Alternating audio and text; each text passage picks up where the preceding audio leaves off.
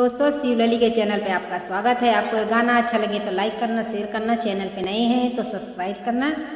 अगर अच्छा लगे तो कमेंट बॉक्स में ज़रूर लिख के बताइएगा। कुआं के पानी बड़ा खारा, पालमा तनी धीरे पुकारा। कुआं के पानी बड़ा खारा, बालमा तनी धीरे पुकारा। हमरे ससुर जी के बागा बगीचा, हमरे ससुर जी के बागा बगीचा। नलिया लगे 10-12, बालमा तनी धीरे पुकारा। कुआं के पानी बड़ा खारा, बालमा तनी धीरे पुकारा। हमरे जियट जी के जगतिया, हमरे जियट जी के कुआना जगतिया।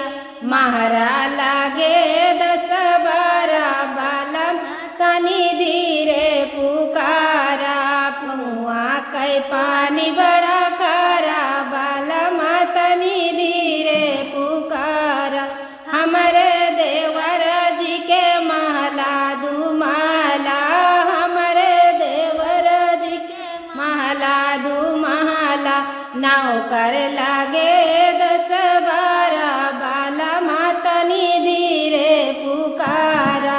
कुआं के पानी बड़ा खारा, बालमा तनी धीरे पुकारा। हमरे नामिया जी के सिया सुपियादा, हमरे स्वामिया जी के सिया सुपियादा। सवपति लागी 10-12, बालमा तनी धीरे पुकारा।